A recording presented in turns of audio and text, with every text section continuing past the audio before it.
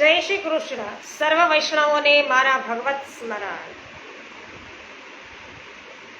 ચિંતા શંતાન હંતારો યદ પાદામ ભુજરેણવઃ શ્વિયાનાન તાનિજાચાર્યાન પ્રણમામિ મુહુર્મુહુ.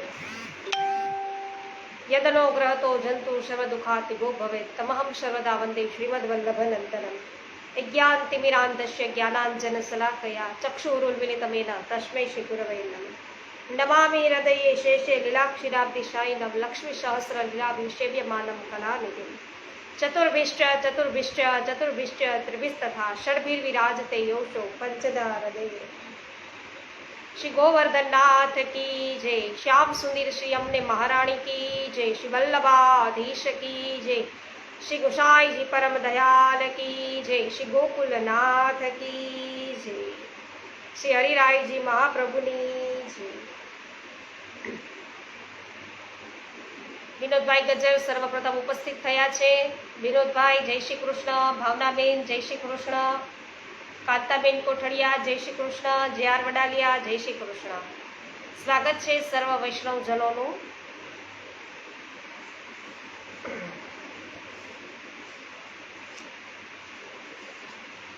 ઇતિ શ્રી પુરુષોત્તમ સહસ્ત્ર નામ સ્ત્રોતમ. શ્લોક છે 62મો. દુર્લભાનંત ફલદો દયા નિધિર મિહિત્ર હા અંગ સ્વામી કૃપાસારો દૈન્યો ભૂમિ નિયામક. 280મું પ્રભુનું નામ છે.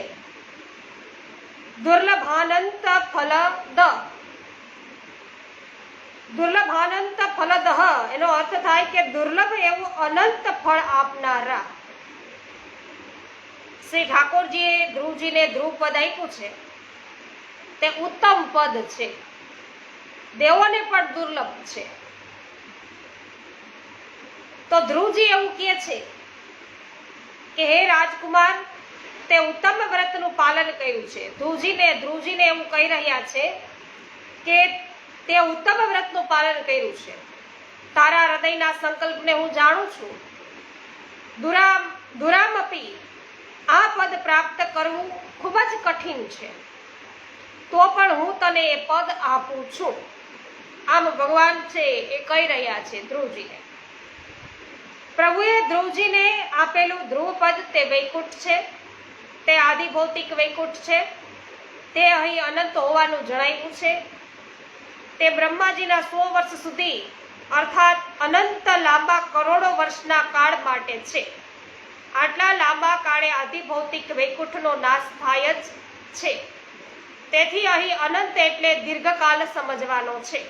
આવું ધ્રુવપદ દુર્લભ છે. કરોડો વર્ષો સુધી સ્થાયી રહેવાનું છે. તેવા પદને આપનાર પ્રભુ છે. લલિતાબેન અકબરી, ઉન્નતિબેન ભીમાણી, શામજીભાઈ નકુમ, પ્રિન્સભાઈ, પમ્મીબેન નકુમ, સ્વાગત છે સર્વનું. કેવી પટેલ, સ્વાગત છે કિશોરભાઈ. જે.આર. વડાલિયા, આપનું પણ સ્વાગત છે. દયાનિધિ, દયા કરુણાના ભંડાર, કૃપાનિધિ પ્રભુ. તો ધ્રુવજી 5 વર્ષની આયુના છે.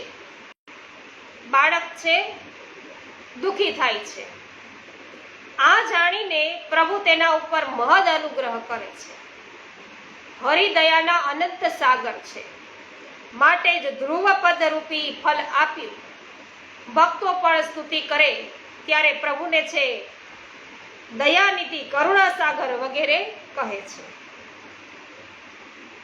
282મું નામ છે અમિત્રહા. શત્રુઓનો વિનાશ કરનારા, હણનારા. ધ્રુવજીના ભાઈનો નાશ યક્ષોએ કર્યો હતો. ભાઈનો નાશ કરવાના યક્ષો કરનારા જે યક્ષો હતા એ રુદ્રના અનુચરો છે. ધ્રુવજી વિજયી રથમાં બેસી યક્ષોની છે એ અલકાપુરી નગરીમાં આવ્યા. પોતાના ભાઈ ઉત્તમની હત્યાનો બદલો લેવા યક્ષો સાથે ભીષણ યુદ્ધ કર્યું. યક્ષોની સંખ્યા છે 1,30,000 હતી. પ્રભુની જ આ લીલા હતી. યક્ષો અભિમાનમાં છકી ગયા હતા ને, ધ્રુવ ભગવત રૂપે હોવાથી પ્રભુએ આપેલ સામર્થ્યથી પક્ષો છે, આજે સામેનો પક્ષ યક્ષોનો છે એનો વિનાશ કરી શક્યા. આમ શત્રુને છે એ વિદારનાર હરિ જ છે.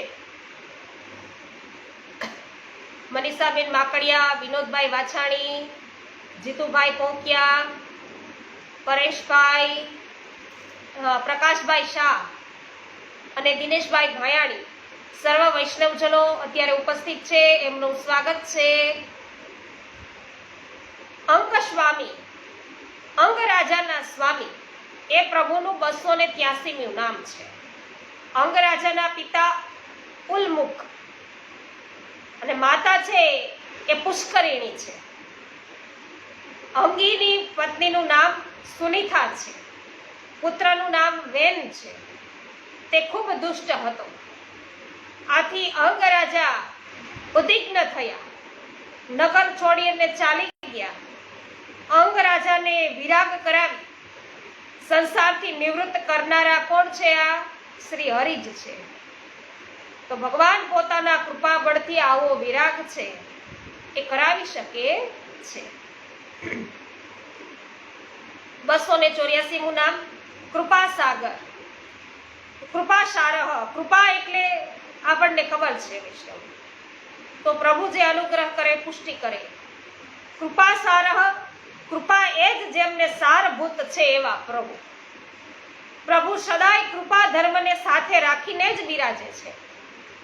આપ કૃપારૂપ અમૃત ધારા વર્ષાવે છે. અંગરાજાનો પુત્ર વેન ખૂબ દુષ્ટ છે.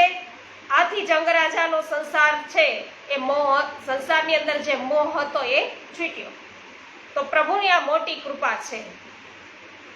આપણો મોહ છોડાવી દેવો ને એ પણ એક પ્રભુ દ્વારા ઉત્તમ એવી કૃપા છે. નહીં તો આપણે જીવ છે એ મોહમાં જ ફસાયેલા રહીએ તો ક્યારેય પણ પ્રભુ પ્રાપ્તિ થાય નહીં. ત્યારબાદ 285મું નામ છે વૈન્ય. વેન રાજાના પુત્ર. વેન રાજાના પુત્ર પૃથુ રાજા છે અને તે ભગવાનનો અંશાવતાર છે. 24 અવતાર પૈકી આ 9મો અવતાર છે. તે રૂપે ભગવાન છે. 286મું નામ છે ભૂમિ નિયામક. આ ભૂમિને નિયમમાં રાખનારા, વશ કરનારા. પૃથુ રાજા બન્યા ત્યારે ભૂમિએ તૃણ, ધાન્ય વગેરે વસ્તુઓ પોતાનામાં છુપાવી દીધી હતી અને પૃથુ રાજા ભૂમિને કહે છે કે તું મારાથી પ્રતિકૂળ ચાલીશ તો હું તારો નાશ કરીશ. પૃથુ રાજા પૃથ્વીનો નાશ કરવા તૈયાર થયા. દુઃખી પ્રજાને જોઈ અને પૃથ્વીને શિક્ષા આપી, આધીન બનાવી અને પૃથ્વીને સપાટ કરી પૃથ્વીને પોતાની ગૃહિતૃ છે તરીકે સ્વીકારી. શૈલેષભાઈ ગુદાત્રા, સ્વાગત છે આપનું. પોસ્ટ શેર કરવા બદલ આભાર. વ્રજભાઈ કંડોરિયા, સ્વાગત છે. પોસ્ટ શેર કરવા બદલ આપનો પણ આભાર. જગદીશભાઈ લુણાકરિયા, શિલ્પાબેન લુણાકરિયા, સ્વાગત છે. અનિલાબેન સોલંકી, પ્રભુદાસભાઈ સોલંકી, સ્વાગત છે. અરવિંદભાઈ ભંડેરી, સ્વાગત છે. મિતાબેન સચદેવ, જયસુખભાઈ સચદેવ, આપનું પણ સ્વાગત છે. ગોપાલભાઈ વગાસિયા, સ્વાગત છે. રેખાબેન પોંકિયા, આપનું પણ સ્વાગત છે. દિનેશભાઈ ભાયાણી, બીનાબેન અભાણી, માધુરીબેન મિસ્ત્રી, સર્વ વૈષ્ણવજનોનું સ્વાગત છે. અરવિંદભાઈ ભંડેરી, સ્વાગત છે. જય હો વિનોદભાઈ. ત્યારબાદ 63મો શ્લોક છે ભૂમિ દોગ્ધા પ્રજા પ્રાણ પાલનૈક પરાયણ યશોદાતા જ્ઞાનદાતા સર્વધર્મ પ્રદર્શક. તો 287મું નામ ભૂમિ દોગ્ધા, ભૂમિનું દોહન કરનારા. તો પૃથ્વી રાજાનો રાજ્યાભિષેક થયો, પૃથુ રાજાનો. તો પૃથુ રાજાનો જ્યારે રાજ્યાભિષેક થયો ત્યારે પૃથ્વી અન્નહીન થઈ ગઈ હતી. પ્રજાજનો બધા ભૂખે મરતા હતા. તેમના શરીર સુકાઈ ગયા હતા. તેઓ પૃથુ પાસે આવ્યા, આ મુશ્કેલીમાંથી ઉગારવા કહ્યું. પૃથુ રાજા ક્રોધિત થઈ ગયા. પૃથ્વીને લક્ષ્ય બનાવીને બાણ ચડાવ્યું તો પૃથ્વી કાપી ઉઠી. ગાયનું રૂપ લીધું પૃથ્વીએ અને ભાગવા લાગી. પૃથુ રાજા પણ બાણ ચડાવીને પાછળ ભાગ્યા. પૃથ્વીએ કહ્યું કે પૂર્વકાળમાં બ્રહ્માજીએ ધાન્ય ઉત્પન્ન કરેલું. દુરાચારી લોકો તેને ખાવા લાગ્યા. લોકો ચોર જેવા બન્યા, તેથી કે મેં અન્ન છુપાવ્યું છે. પૃથ્વી એવું કહે છે.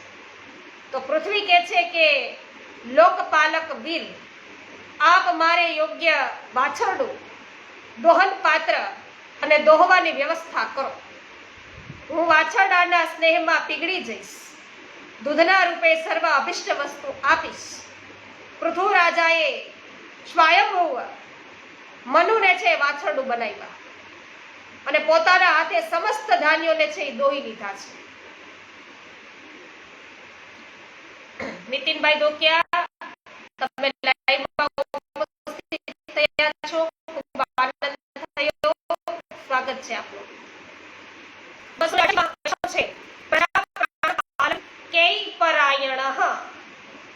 પ્રજાના પ્રાણોની રક્ષા કરવામાં સદાય તૈયાર. પૃથુ વગેરે સર્વ અન્ન ભોજન કરનારાઓને જુદા જુદા દોહન પાત્ર અને વાછરડાઓ દ્વારા પોતપોતાના અન્નરૂપ દૂધને દોહી લીધું. આથી પૃથુ રાજા પ્રસન્ન થયા. પૃથ્વીને પોતાની કન્યા રૂપે સ્વીકારી. પર્વતો તોડી ભૂમંડળ સમતલ કર્યું. પોતે પ્રજાના પિતા જેવા હતા. પ્રજાના પાલન પોષણની વ્યવસ્થા કરી. સમતલ કરેલી જગ્યામાં પ્રજા માટે યથા યોગ્ય નિવાસ બનાવ્યા. આ રીતે અનેક ગામ, કસ્બા, નગર, કિલ્લા, પશુઓને રહેવાના સ્થાન બનાવ્યા. ખેડૂતો માટે ગામડા અને પર્વતની તળેટીમાં છે ગામ વસાવ્યા. આમ પ્રજાનું છે એ રક્ષણ કર્યું. યશોદાતા, યશ આપનારા. તો પૃથુ રાજાની પહેલા પૃથ્વી ઉપર શહેર અને ગામડા ન હતા. લોકો પોતપોતાની રીતે ગમે ત્યાં વસી જતા. આમ પૃથુ રાજાએ ગામ અને શહેરો વસાવી આશ્ચર્યકારક કાર્યો કર્યા. તો કોઈએ નહીં કરેલા કાર્યો કર્યા. સર્વ દુઃખો દૂર કર્યા. પૃથુ રાજાની કીર્તિ તેથી દસે દિશાઓમાં પ્રસરી. પ્રભુના યશ ધર્મથી કીર્તિ મળે. પૃથુમાં પ્રભુનો આવેશ થયો છે.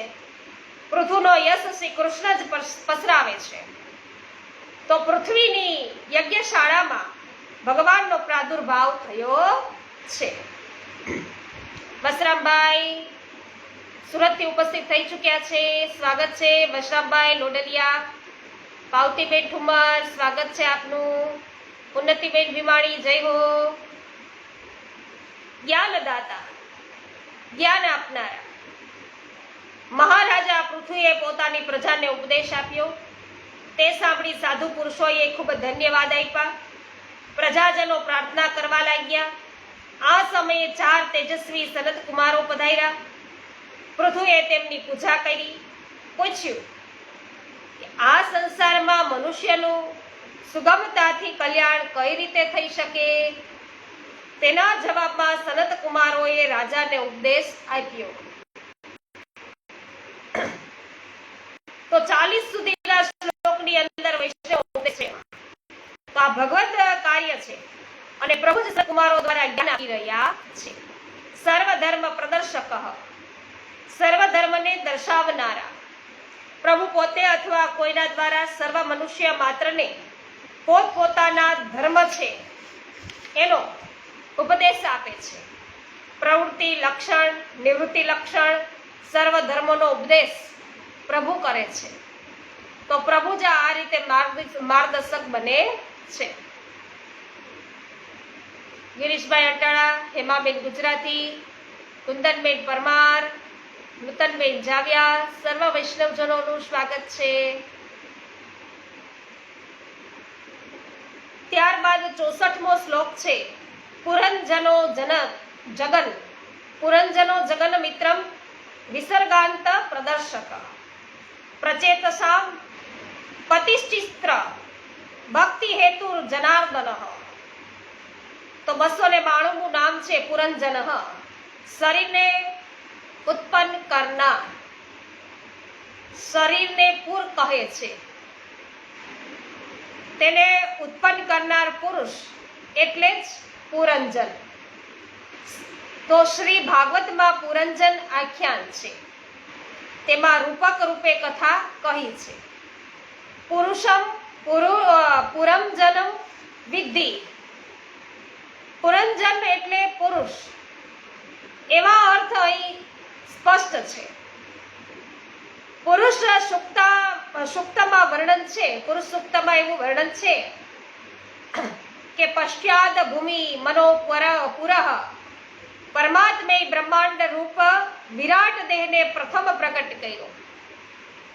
પરમાત્માએ બ્રહ્માંડ રૂપ વિરાટ દેહને પ્રથમ વારથી પ્રકટ કર્યો અને પોતે જ દેવ, દાનવ, માનવ વગેરે જીવો રૂપે થયા.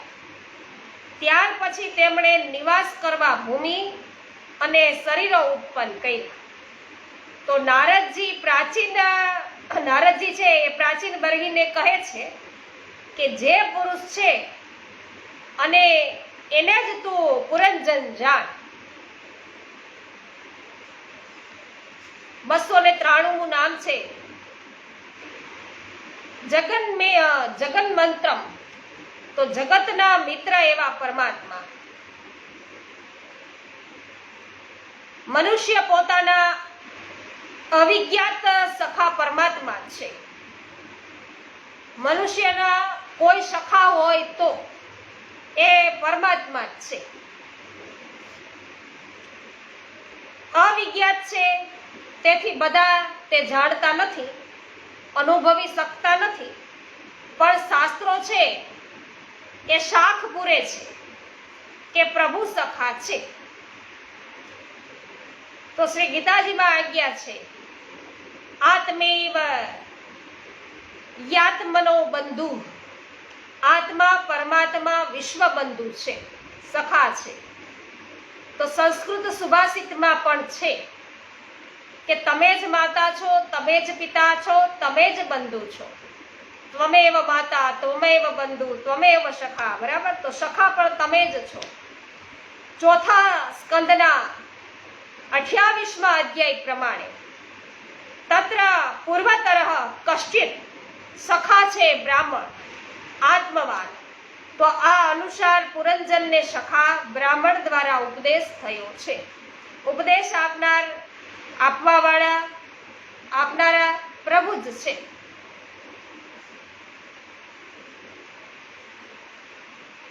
વિસર્ગાંત પ્રદર્શક. વિશેષ સૃષ્ટિના અંતને દર્શાવનાર.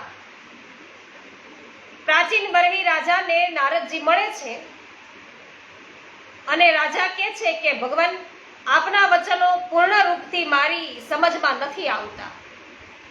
કર્મ મોહિત જીવ જ આ વચનો નથી સમજતા. ત્યારે નારદજીએ પુરંજન આખ્યાનનું તાત્પર્ય છે એ સમજાવ્યું છે. સ્થૂળ શરીર તો લિંગ શરીરને આધીન છે, તે મર્યા પછી પણ સાથે રહે છે. કર્મોનું ઉત્તરદાયિત્વ તેના ઉપર છે. આવો ઘણા પ્રકારનો બોધ ઉપદેશ છે નારદજી કરે છે. આ રીતે પ્રાચીન બરહી રાજાને વૈરાગ્ય કરાવે છે અને પછી કપિલાશ્રમમાં મોકલે છે. રાજા જાણે છે કે હવે વિશેષ સૃષ્ટિ કરવાની જરૂર નથી. નારદજી દ્વારા જ્ઞાનનિષ્ઠ બન્યા તો પ્રજાવૃદ્ધિના કાર્યથી વિરામ પામ્યા. આમ રાજાના વિસર્ગનો અંત લાવનાર નારદજી દ્વારા ભગવાન જ છે. હા, મનસુખભાઈ ગજેરા, જય હો. મનીષાબેન અઘેરા, સ્વાગત છે આપનું. ત્યારબાદ 296મું નામ છે, 295મું નામ પ્રચેતા સાંપતિ. પ્રચેતાઓના પતિ, સ્વામી, પાલન કરતા. તો રાજા પ્રાચીન બરહીને 10,000 પુત્રો છે. કેટલા પુત્રો છે? 10,000 પુત્રો. તે પ્રચેતાઓ નામે ઓળખાયા. તેમણે રુદ્રગીતથી પ્રભુની સ્તુતિ કરી છે. શંકરની કૃપાથી તેમના હૃદય કમળ છે ને નિર્મળ થઈ ગયા છે. અને પ્રચેતાઓએ પિતાની આજ્ઞાનું પાલન કરવા પ્રભુનું આરાધન કર્યું. પ્રભુ પ્રગટ થયા, દર્શન આપ્યા, અંતે હરિની ગતિને પ્રાપ્ત કરાવી. આમ સ્વામી અને રક્ષક સ્વરૂપ પરમાત્મા છે. ત્યારબાદ 296 નામ ચિત્ર ભક્તિ હેતુ, અલૌકિક ભક્તિના કારણ રૂપ. વિચિત્ર સત્કાર કરવા યોગ્ય એવી ભક્તિના કારણ રૂપ પ્રભુ પોતે છે. મર્યાદા અને પુષ્ટિ તેમજ નવધા ભક્તિ, બરાબર, મર્યાદા અને પુષ્ટિ તેમજ નવધા ભક્તિ એ કઈ છે? શ્રવણ, કીર્તન વગેરે. તો 10મી પ્રેમ લક્ષણા ભક્તિ છે. 84 પ્રકારની ભક્તિના ઉલ્લેખ પણ મળે છે. આમ ભક્તિના અનેક પ્રકાર છે. આ સર્વ પ્રકારની ભક્તિના દાતા પ્રભુ છે. જનાર્દન માયાને વશ કરનાર, સર્વજનોને પ્રાર્થના કરવા યોગ્ય, સર્વ મનુષ્ય જના એટલે માયા. મનુષ્ય માયાજાળમાં ફસાયા કરે છે. તો આપણા બધા છીએ વૈષ્ણવો આ માયાજાળમાં ફસાયેલા છે. અનેક જન્મો આમ વીતે છે. પ્રભુને સંસાર નાટકમાં ખેલવા આ અદ્ભુત માયાજાળ બિછાવી પ્રભુએ. તો આ માયા મોહનો અંત કરનાર પ્રભુ જ છે. શ્રી ગીતાજી પ્રમાણે ભગવાન અને તેમની શરણાગતિ માયાના પાશમાંથી છે એ મુક્ત કરે છે, બંધનમાંથી મુક્ત કરે. મામે એ પ્રપદ્યંતે માયા મેતામ તરયંતી, તે આ માયામાંથી પછી તરી જાય. સ્મૃતિ હેતુ બ્રહ્મ ભાવ સાયુજ્યાદિ પ્રદહ શુભ વિજયી. 298 નામ છે. સ્મૃતિ હેતુ બ્રહ્મ ભાવ સાયુજ્યાદિ પ્રદહ, સ્મૃતિ વડે થયેલા બ્રહ્મ ભાવથી સાયુજ્ય યાદી એટલે કે મુક્તિ ગતિને પ્રદાન કરનાર. સ્મૃતિ એટલે સ્મરણ. અને શ્રુતિ શું કહેવાય? શ્રુતિઓ કોણ છે? શ્રુતિઓ કે છે, શ્રુતિઓ કે છે, આપણે વારે વારે બોલીએ છીએ. શ્રુતિઓ એટલે શું? એના માટેનો એક ખાસ વિડીયો યુટ્યુબ ઉપર મૂકી દીધો છે. એમાં હેડિંગ જ આપ્યું છે કે જાણો શ્રુતિઓ એટલે શું. અહીંયા સ્મૃતિની વાત કરી. સ્મૃતિ એટલે સ્મરણ. અહીં ભગવાનનું સ્મરણ સમજવું. તો જીવમાં પંચ પર્વ આ વિદ્યા આવી, તેને સ્વરૂપની વિસ્મૃતિ થઈ. ભગવત સ્વરૂપના જ્ઞાનની પણ વિસ્મૃતિ થઈ. ભગવાનનું સ્મરણ અંતરમાં બ્રહ્મ ભાવ પ્રગટ કરે છે. આનાથી સર્વ સ્થળે પરમાત્મા બુદ્ધિ થાય છે. કવિ કલાપીના શબ્દોમાં જ્યાં જ્યાં નજર મારી ઠરે, યાદી ભરી ત્યાં યાપની. તો અષ્ટ સખાની વાણીમાં આગે કૃષ્ણ, પાછે કૃષ્ણ, ઇત કૃષ્ણ, ઉત કૃષ્ણ, જીત દેખું તિત કૃષ્ણ મયીરી. વાહ ભાઈ વાહ. પરમાત્મા બુદ્ધિ જે ભગવત સ્વરૂપનું જ્ઞાન કરાવે છે, તેનાથી સાયુજ્ય, સામીપ્ય, સાલોક્ય, સારૂપ્ય જેવી ચતુર્વિધ મુક્તિ અને ગતિ છે એ પ્રાપ્ત થાય છે. શ્રી કૃષ્ણ જ તેનું દાન કરે છે. પ્રચેતસોને જ્ઞાનની છે એ વિસ્મૃતિ થઈ. નારદજી દ્વારા તેમને ઉપદેશ અપાયો અને જ્ઞાનનું છે એ સ્મરણ કરાયું. બ્રહ્મ ભાવ અને સાયુજ્ય મુક્તિ આપ્યા. શ્રી ગીતાજીમાં આજ્ઞા છે કે મારાથી જ મનુષ્યને સ્મૃતિ, જ્ઞાન અને વિસ્મૃતિ થાય છે. જયશ્રીબેન ખાનકી, સ્વાગત છે આપનું. ગોપાલભાઈ ગુમલિયા, સ્વાગત છે. કાંતાબેન ગુમલિયા, સ્વાગત છે. ચુનીભાઈ અગેરા, આપનું પણ સ્વાગત છે. હેમાબેન, જય હો. બિપિનભાઈ ડોબરિયા, સ્વાગત છે આપનું. ત્યારબાદ 299 નામ શુભ કલ્યાણ રૂપ, મંગલ રૂપ. જન્માષ્ટમીની વધાઈ છે. સાવરો મંગલ રૂપ નિધાન. પ્રભુ જ મંગલ રૂપ છે. જાદી રતે હરી ગોકુલ પ્રગટે. વાહ ભાઈ વાહ. તો શ્રી ગુસાઈજી મહારાજ શું આજ્ઞા કરે છે કે મંગલમ મંગલમ વ્રજભૂમિ મંગલમ. પ્રભુ છે એ જ કલ્યાણ રૂપ છે. શાળામાં બાળકોને એક કવિતા ગવડાવાય છે કે સૌનું કરો કલ્યાણ દયાળુ, પ્રભુ સૌનું કરો કલ્યાણ. શાસ્ત્ર આજ્ઞા પણ છે કે મંગલા નામ ચ મંગલમ, સર્વ મંગલમ વસ્તુમાં પણ મંગલ રૂપ પરમાત્મા છે, મંગલ રૂપ છે, આ શુભ છે. ને ત્યારબાદ 300મું નામ પ્રભુનું છે વિજયી, વિજયવાન. શ્રી કૃષ્ણનો સ્વભાવ વિશેષ રીતે જય પ્રાપ્ત કરવા વાળો છે. પ્રભુનો જ્યાં જ્યાં આવિર્ભાવ થાય છે ત્યાં ત્યાં મનુષ્યને વિજય મળે છે. શ્રી ગીતાજીમાં સંજય કહે છે કે યત્ર યોગેશ્વરો કૃષ્ણો યત્ર પાર્થો ધનુર્ધરઃ તત્ર શ્રી વિજયી ભૂતિર્ધુનાની મતિર્મમ. તો જ્યાં યોગેશ્વર શ્રી કૃષ્ણ અને ધનુર્ધારી અર્જુન છે ત્યાં જ લક્ષ્મી, વિજયી અને ઉન્નતિ હોય છે. આમ શ્રી કૃષ્ણનું વિજયપણું છે એ તો સ્પષ્ટ છે, આપ વિજયી છે. અહીં વૈષ્ણવો ચતુર્થ સ્કંદના 203 થી લઈ અને 300 નામો પ્રભુ કૃપાથી આપણે સંપન્ન કર્યા. શ્રી વલ્લભાધીશ કી જય. જય હો પ્રભુદાસભાઈ, અનસુયાબેન ગઢિયા, રસિકભાઈ ગઢિયા સ્વાગત છે. જયશ્રીબેન થાનકી જય હો. કાંતાબેન કોઠડિયા જય હો. તો વૈષ્ણવો પંચમ સ્કંદ નામાની હવે શરૂઆત થશે. તો એમની શરૂઆત વૈષ્ણવો આપણે આવતીકાલેથી જ કરીશું. પ્રભુદાસભાઈ સોલંકી જય હો. તો વૈષ્ણવો વિરમીએ છીએ અહીંયા. આવતીકાલે છે આગળ છે આપણે નવા સ્કંદથી છે આપણે શરૂઆત કરીશું. અને આજે રાત્રિના યુટ્યુબ ઉપર આપણે જે લાઈવ ભગવદ વાર્તા અત્યારે કરીએ છીએ એ આજે રાત્રિના થઈ શકે એમ નથી. તો આવતીકાલથી વૈષ્ણવો આપણે છે એ નિયમિત પ્રમાણે છે એ લાઈવ થઈ જશું ભગવદ વાર્તા.